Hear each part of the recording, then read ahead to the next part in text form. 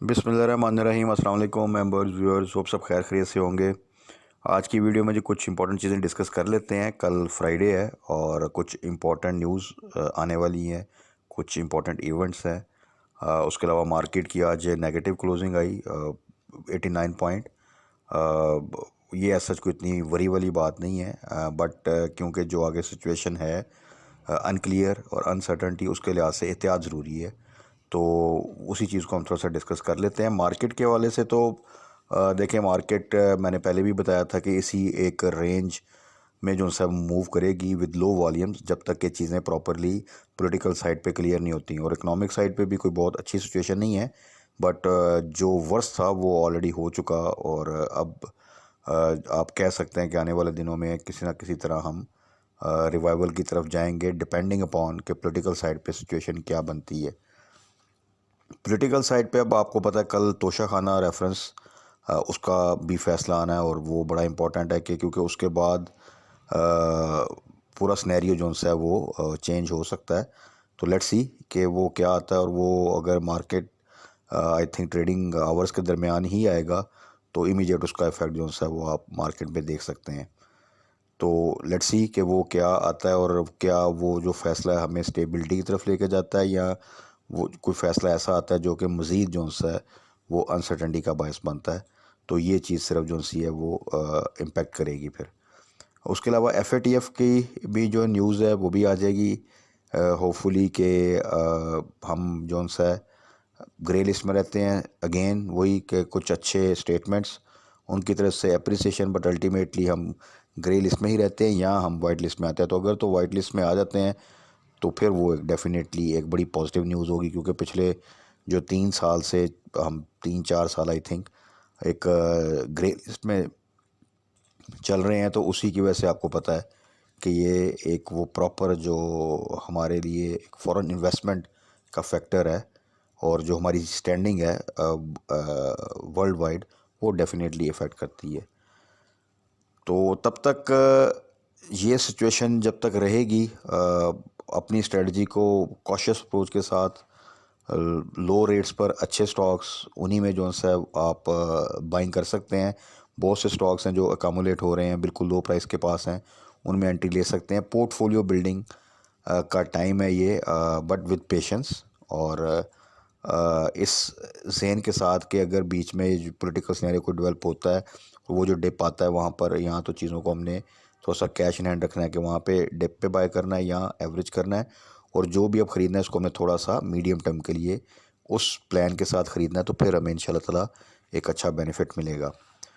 बाकी कल फ्राइडे है, फ्राइडे में आपको पता है 2 ट्रेडिंग सेशन प्लस जो जिस तरह की न्यूज़ जो 2-3 न्यूज़ जो सी एक्सपेक्टेड हैं, तो उनका डेफिनेटली एक इम्पैक्ट फिर आगे वीकेंड पे उन न्यूज़ के बाद कोई लॉन्ग मार्च की अनाउंसमेंट, कोई इस तरह की चीज़ अगर होती है तो उसका इम्पैक्ट नेक्स्ट वीक पे।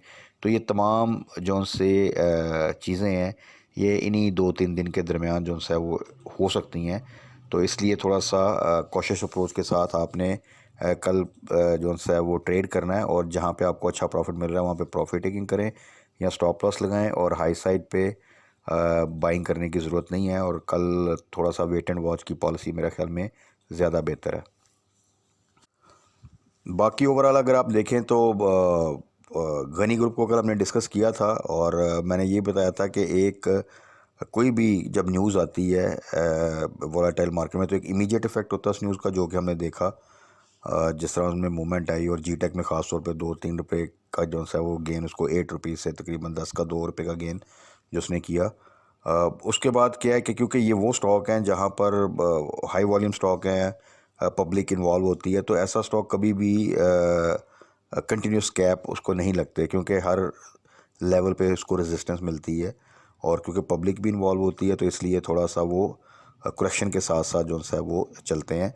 तो इसलिए मीडियम टर्म में भी जी टेक, डबल जी सबको जो है वो आगे जाके एक बेहतर प्रॉस्पेक्ट्स ही हैं। इसलिए उसमें किसी किस्म की वरी की ज़रूरत नहीं है। हाँ, जहाँ पे आपको प्रॉफिट मिल रहा है, जो आपने एवरेज किया था लो के पास, वहाँ पे आप ज़रूर प्रॉफिट टेकिंग करें। अच्छा, इसके बाद आज थोड़ा सा डिस्कस कर लेते हैं स्टॉक्स को, कुछ को। उसमें सबसे पहले नेटसोल पे आ जाते हैं। तो नेटसोल अगेन अब जी 120 की प्राइस, वो प्राइस बन गई है उसकी एक अच्छी सपोर्ट।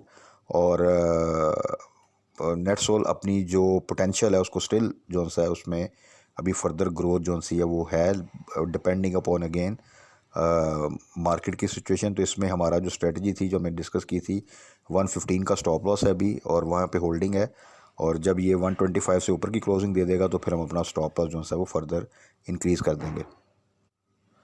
उसके बाद आ जाए जी सिस्टम में थोड़ी सी करेक्शन ली, और ऐसी करेक्शन जो सी है वो एक स्टॉक में अच्छा है, बट ओवरऑल अगर आप देखें तो ऑलरेडी एक अच्छा जो सा प्रॉफिट ऑलरेडी हमें दे चुका है, और इसको सजेस्ट तो लॉन्ग टर्म के लिए किया हुआ है। अगर आपने स्टॉप लॉस लगाना है तो 420 का स्टॉप लॉस रख के आप जो सा इसको होल्ड कर सकते हैं।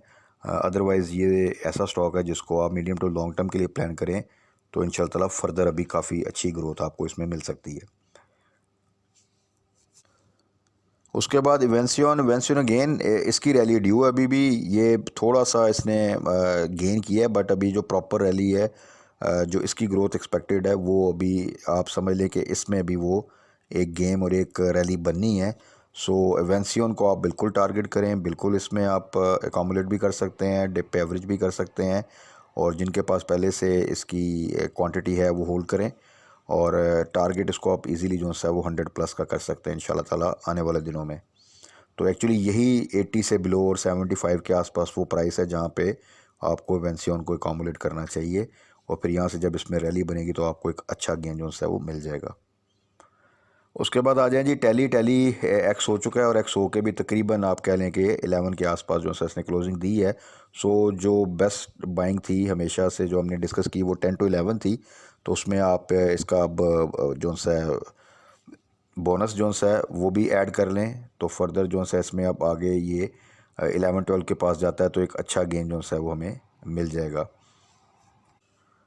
तो आईटी सेक्टर में छोटे स्टॉक में सिर्फ टैली ही है इस वक्त, और टैली जो सा है इन रेट्स पर वो बुरा नहीं है, अच्छी एक इन्वेस्टमेंट बन सकती है।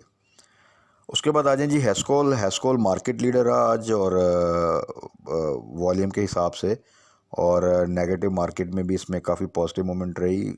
बात फिर वही पे है कि इसकी आने वाले दिनों में कुछ न्यूज़ ऐसी एक्सपेक्टेड हैं जो कि एक शायद इसको डिफ़ॉल्टर काउंटर से नॉर्मल काउंटर में ले हैं, और अगर ये होता है तो डेफिनेटली आप सबको ही पता है कि उसमें फिर इसमें फर्दर एक अच्छी मोमेंट बन जाएगी। और जो हमारा प्राइस लेवल था जो हमेशा हमने डिस्कस किया 6.5 से नीचे, तो वहाँ पे जब भी आप देखें 6.3 पे 6.4 पे जब भी अगर आपने बाय किया है तो वहाँ से ये हमेशा बाउंस बैक करता है, और 6 का हमारा स्टॉप लॉस है। तो इसी स्ट्रेटजी के साथ इसको अभी हम होल्ड करेंगे and wait for the right news.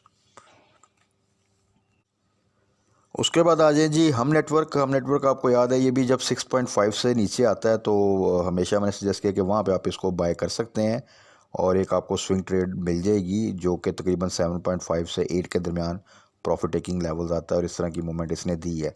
But 6.5 से नीचे 6 to 6.5 के दरमियान बड़ी सिक्योर प्राइस है, और यहाँ से हमेशा ये बाउंस बैक करता है। ओवरऑल अगर इसके क्वार्टरली रिजल्ट देखें तो एक अच्छी कंसिस्टेंट ग्रोथ है। सो इन रेट्स पर हम एक अच्छी इन्वेस्टमेंट बनती है। और उसमें फ़र्दर इसकी जो अब आप देखें आज मटेरियल इन्फॉर्मेशन आई कि जो इनकी सब्सिडरी है उसने कोलैबोरेट किया है, और ये आगे एक फ़ंड जो सब इस्टेब्लिश करके उसको टेक्नोलॉजी सेक्टर में और उससे रिलेटेड कंपनीज़ में ये इन्वेस्ट करेंगे। तो ओवरऑल देखा जाए तो हम भी स्लोली एंड स्टेडली एक ग्रोथ की तरफ है, और किसी भी टाइम इसमें एक अच्छी गेम बन सकती है, बट ये भी क्योंकि छोटा आइटम है, पब्लिक बहुत ज़्यादा इसमें इन्वॉल्व है, तो इसलिए, और प्लस मार्केट ऊपर से वॉलेटाइल है तो वो प्रॉपर मूवमेंट नहीं बन रही। बट 6.5 से नीचे के रेट्स पर आप इसको बाय कर सकते हैं, और अगेन 7.5 से ऊपर जब जाए तो वहाँ पे आप प्रॉफिट टेकिंग करें, या फिर आप 7 के स्टॉप लॉस के साथ होल्ड करें, और अगर ये फर्दर मूवमेंट देता है और मार्केट थोड़ा सा सपोर्ट करती है तो इसमें बड़ा इजीली आने वाले दिनों में आप 9-10 की प्राइस भी एक्सपेक्ट कर सकते हैं। तो ये तो थे कुछ स्टॉक्स जिनको आज डिस्कस किया, उनमें क्योंकि कुछ आज बेहतर वॉल्यूम लगे, कुछ न्यूज़ थी, और प्लस आईटी सेक्टर के स्टॉक्स उनको साथ साथ हम डिस्कस करते रहते हैं कि क्या स्ट्रेटजी होनी चाहिए, कौन से स्टॉक अभी भी बाइंग लेवल पे हैं, कहाँ पर आपने स्टॉप लॉस प्लेस करना है, ताकि इस वॉलेटाइल मार्केट में अगर किसी किस्म का डिप आता है तो हम उसमें किसी किस्म के लॉस से जो से अपने आप को सेव रख सकें। बाकी कल के लिए अगेन जो सा स्टे कॉशियस, और कुछ न्यूज़ हैं जैसा तोशा खाना की न्यूज़ और एफएटीएफ की न्यूज़, ये दोनों न्यूज़ ऐसी हैं जो कि मार्केट को इम्पेक्ट करेंगी कि इनका आउटकम क्या होता है। FATF तो अगर ग्रे लिस्ट में रहता है तो एज सच वो एक आप कह लें कि एक रूटीन की चीज़ है। अगर वो वाइट लिस्ट में आते हैं तो देन वो एक बहुत पॉजिटिव न्यूज़ होगी। बाकी तोशाखाना रेफरेंस अगेन वही बात कि उसका जो रिज़ल्ट आता है क्या वो पोलिटिकली चीज़ों को स्टेबलाइज करता है या अनसर्टेनिटी तरफ लेके जाता है, ये ज़्यादा इंपॉर्टेंट है। तो ओवरऑल क्योंकि फ्राइडे है और आगे वीकेंड है तो थोड़ा सा एहतियात के साथ वेट एंड वॉच, और जहाँ पर अच्छा प्रॉफिट मिलता है वहाँ प्रॉफिट टेकिंग करें या स्टॉप लॉस लगाएं। बाकी वीकेंड पे डिटेल में डिस्कस कर लेंगे मैक्सिमम स्टॉक्स को कि नेक्स्ट वीक के लिए हमारी क्या स्ट्रेटजी होनी चाहिए अकॉर्डिंग टू द न्यूज़ और सिचुएशन, जिसमें हमें बेहतरीन जो है वो स्ट्रेटजी के साथ मिनिमम रिस्क और मैक्सिमम प्रॉफिट हम गेन कर सकें। तब तक अपना ख्याल रखिएगा, दुआ में याद रखिएगा। Stay blessed. अल्लाह हाफिज़।